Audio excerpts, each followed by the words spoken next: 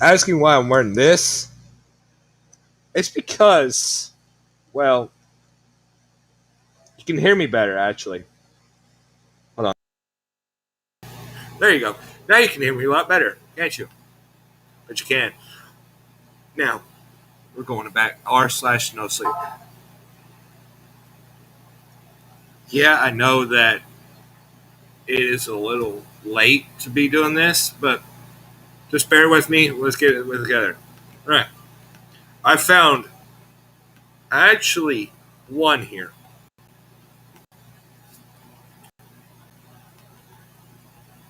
Dad shut himself inside of his bunker. At the start of the pandemic 3 months ago, we lost contact with him. So, before, okay, stop screen sharing that. Before we do this, I want y'all to know that I'm a little raggedy here. So, bear with me.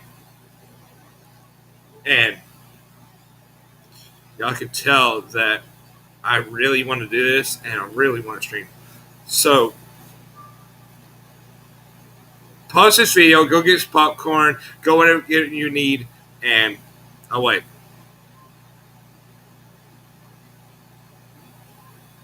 I'll just look at some Reddit here till you tell me that you've done it. Well, touch somebody real quick. I'm going to mute myself real quick, so I'll be back.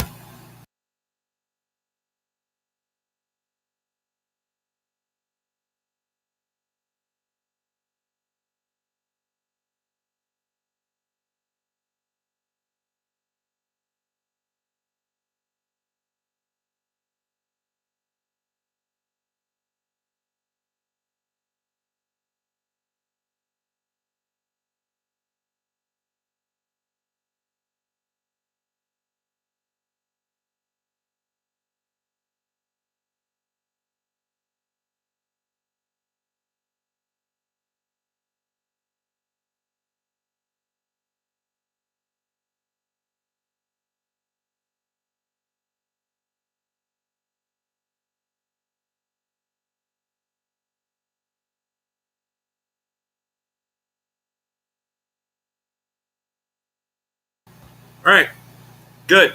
You got everything? Let's jump into it.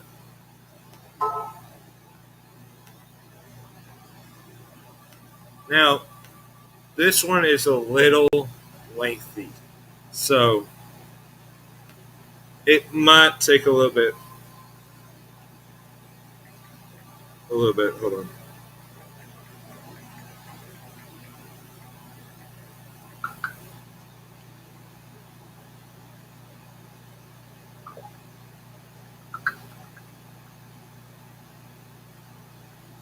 Come on, Jason.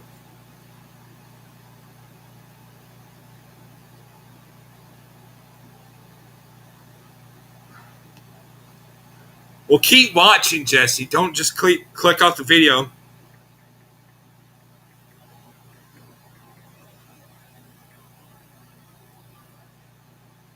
Keep watching.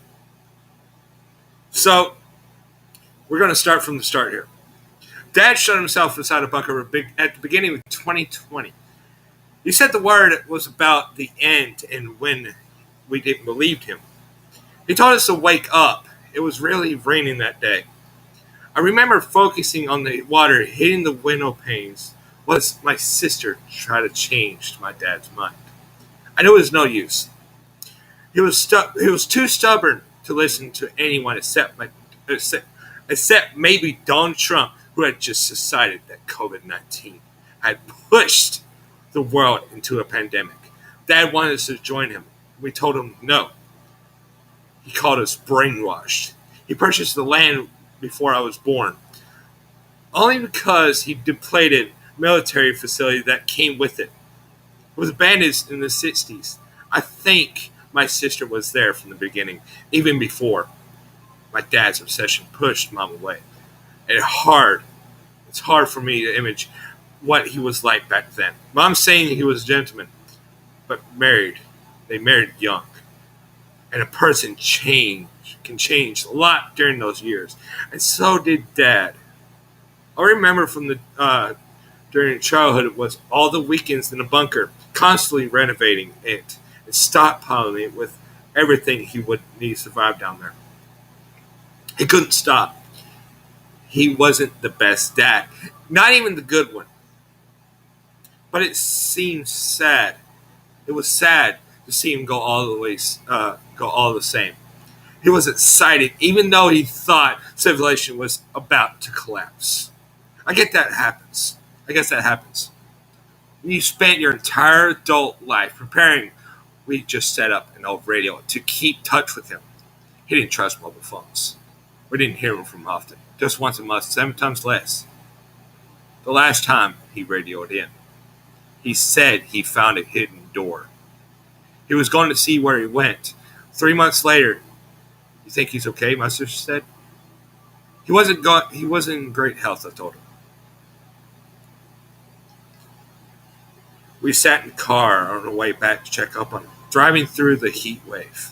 His radio might have been broken down. I said, let's not assume the worst. But I felt worried too. There was something strange about that hidden door and his tone when he mentioned it. It didn't sit right with me. Maybe it was just heat and the endless desert around us that played tricks on my mind. I really couldn't tell. It was dark when we arrived. Dad's truck stood where he left it, beneath some trap that blew in the chilly, sand-carrying wind. We turned on our flashlights and walked to the cliff above the bunker. The steel door was made to withstand a nuclear blast. Luckily, I owned the only spare key in existence before I used it. I banged up on the door as hard as I could and yelled for Dad. I worried he'd mistake us for intruders and shoot us. If he was confused, it was dark. It was really possible. I banged and yelled again at the top of my lungs. Dad, are you there? It's me, Josh. Evelyn is here as well. I don't think he can hear you, Evelyn said. I nodded. Dad, I'm going to open the door now.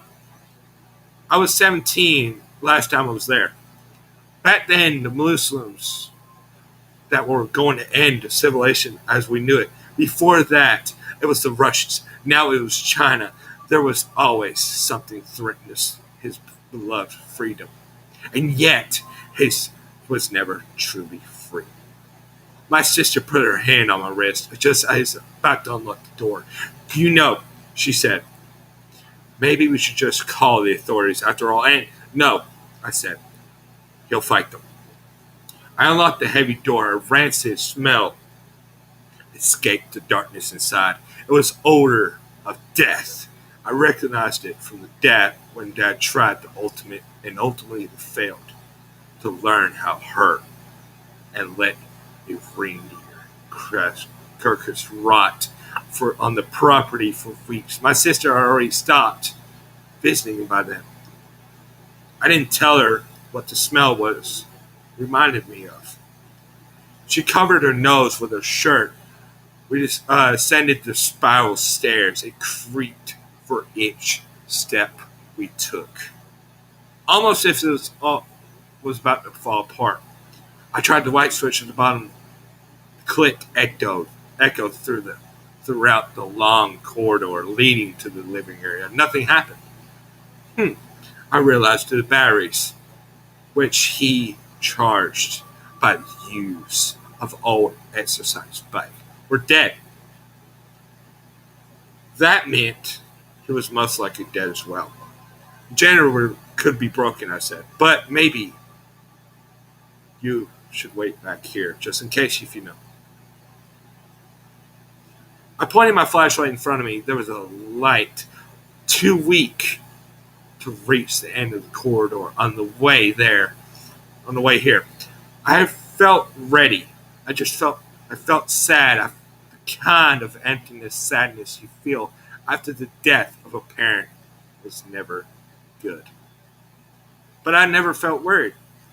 Now, on the other hand, while staring into the dark corridor that I used to run through as a kid.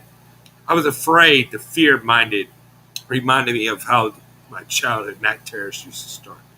They always crept onto me in the darkness, grew with the corrosive shadows of my bedroom ceiling. I'm not letting you go in there alone, Evelyn said. We stay together. We walked in the darkness. The foul stench intensified for every step we took. So, did my heart beat? I was glad my sister didn't stay behind. The bunker screamed, so much smaller than I remembered. It was much more cramped. The atmosphere between my memories, reality made everything feel so off somehow. Just as the bunker was merely a model of the real thing. But it wasn't. I just grown up. Confederate flag greeted us at the end of the corridor.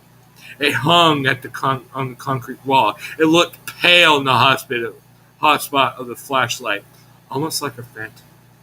And of course, in many ways, a ghost for a long time ago, or perhaps a corpse brought back to life.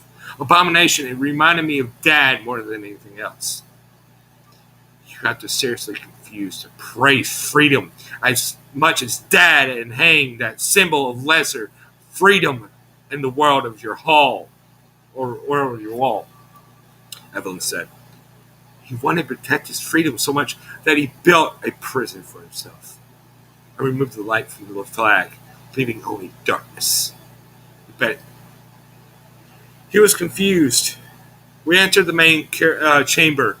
It was overfilled with litter and cutler, empty cans, both food and beer cans, lay scattered across the sticky floor. We had to take large steps, not to step on any of the trash. That's weird, Evelyn said. Evelyn pointed our flashlight at the small dining table. Look, my hair stood up on the back of my neck before I even realized what she meant. The table was set for 3 people. I didn't say anything for a moment, trying to process what I was seeing. And then, when I was just about to speak, my sister interrupted me. Who the fuck was here with him? We don't know about him again. I mean, he might have left the old plates on the table and some of something falling to the ground came from one of the rooms into the bunker. I pointed my flashlight in his direction, but I could not see what it made. Dad, I yelled. It's me, Josh. You there? No response. I'm afraid, Evelyn whispered. Something isn't right. Only vague to heard what she said. My focus was on something else. Something on the wall was on the other end of the room. That was not surprised. That's not supposed to be here. I slowly walked towards it. There must have been what he talked about over the radio. Dad hatched away a layer of concrete. For whatever reason, I discovered a rusty metal door behind it. It stood ajar. A lukewarm, musty breeze came out of it. My sister walked up to me as I carefully pried the door open.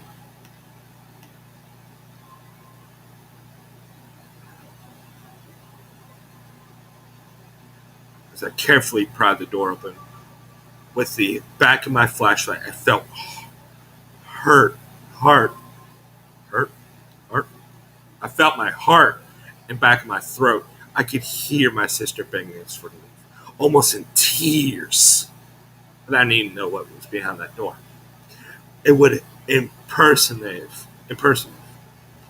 to understand what happened here. I needed to know. I needed closure. What in heaven's name? Evan looked around on my shoulder.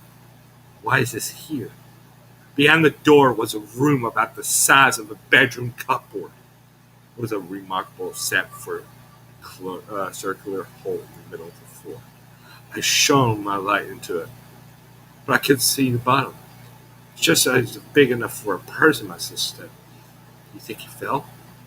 Drops of sweat from my forehead fell down the pit.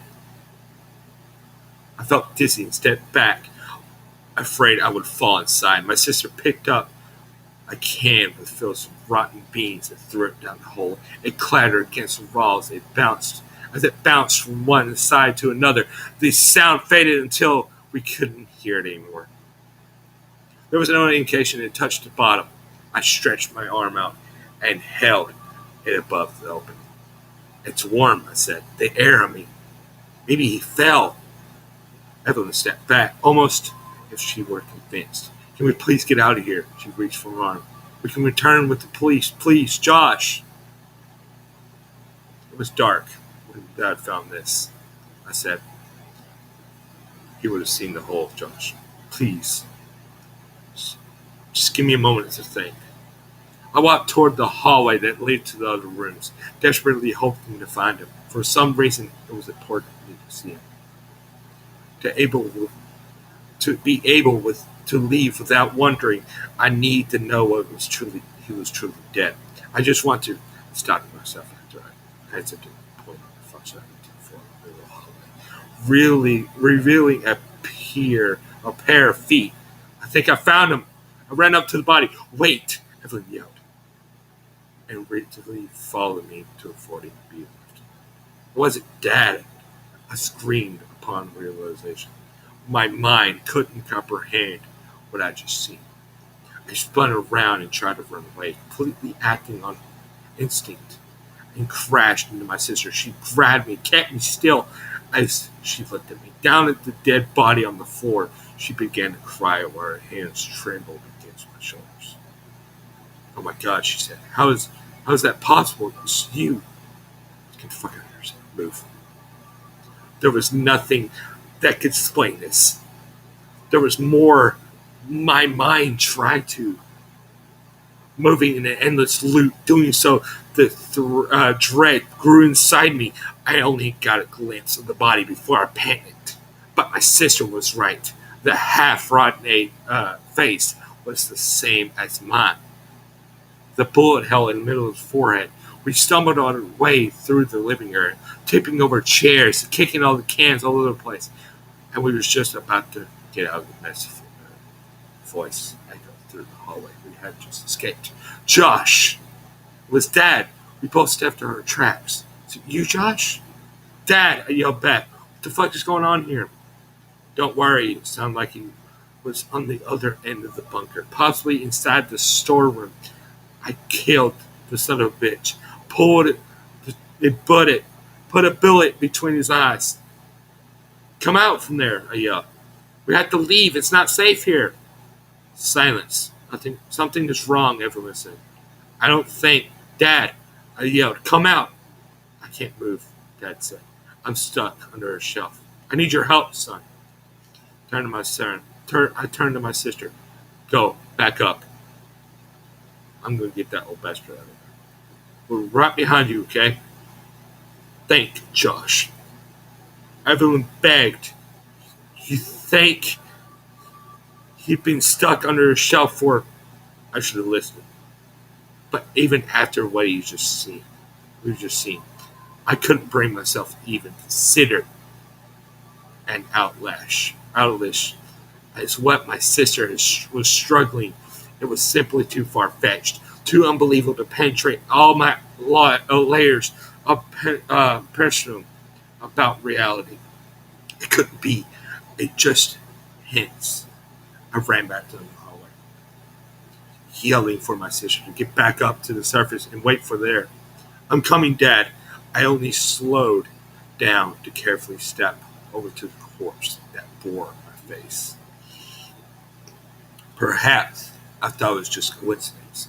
A burglar that had happened to just look like me. After all, that face had begun to rot.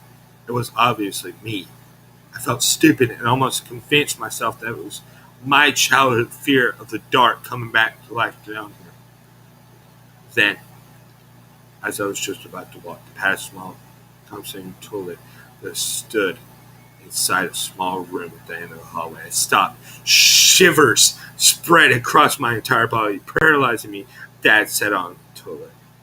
His gun still hung from his trigger finger. On his brain were splattered across the wall behind him. He had his journal on his lap, covered in blood. Josh! Dad yelled from the darkness. Help me! I was frozen in place, both fear and confusion, unable to make any decisions. Come on, Josh! Dad kept yelling. I need your help, son. My mind was racing. There was no way of knowing who was who when I heard Dad's voice yelling for help and while watching his dead body. But nothing was absolute terror. Revived, reverberated inside me. I slowly reached for the journal that in Dad's lap and grabbed it, hoping that it would shed some light on the situation. I was just about to open when my sister screamed. I ran back, this time jumping over the doppelganger body. I found her looking at something in the corner of the main chamber. I told you, I said, but I changed my mind. Are you okay? What happened? She cried. It's me. Crawled up in the corner with her naked, dead body, her head just twisted in such a way that neck had been broken. There's something obviously wicked in here, I said. Dad shot himself in the head a long time ago by the looks of it, and yet he keeps yelling for help. Let's get back to the car now. We drove away from the bunker as fast as we could, leaving whatever was still alive down there, yelling for help. My sister insisted on staying at my place for a few days, and I didn't mind her hanging around. We shared an experience no one else could relate to. We needed each other to overcome the trauma. It took me a day for Bill courage to open Dad's journal. It began with his usual deranged kind of theories. I flipped past them at the end.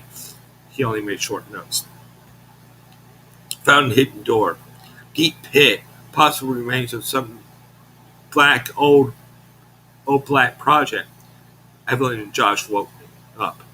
A surprise visit. Didn't hear them enter. Strange. Had dinner with them. Something seems off. It isn't them. They try to meet me. God help me. It isn't them. I shot the son of a bitch right between the eyes. Hiding in the bathroom now. It was probably my last entry. God forgive me. Chills went down my spine as I read the last entry of blood-drenched page. I never got to the other one. She's still out there somewhere. I had only got one bullet left. I want to let her do the abortion thing to me again. Forgive me. My sister been cooking for hours. She just called me from the kitchen. Josh, come here. I want to show you something. O.D.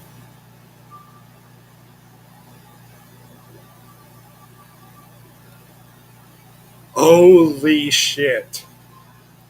Now I'm actually not going to sleep. Holy shit. Oh my good lord.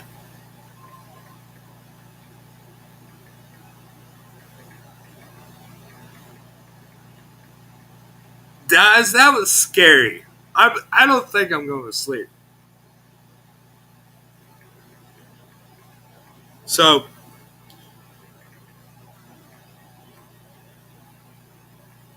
I'm gonna end it a little bit, but I want to text somebody real quick.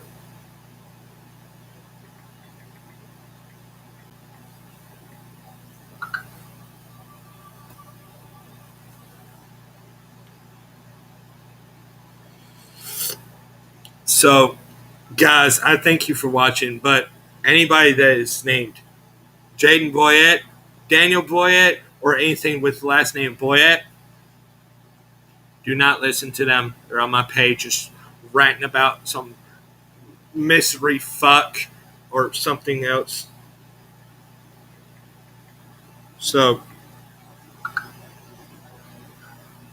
I'll see you guys next time on another r/no sleep. I hope y'all have a good night. I probably won't sleep. Holy shit. I'm going to go to bed now. If I can. I don't know. I'll see you guys.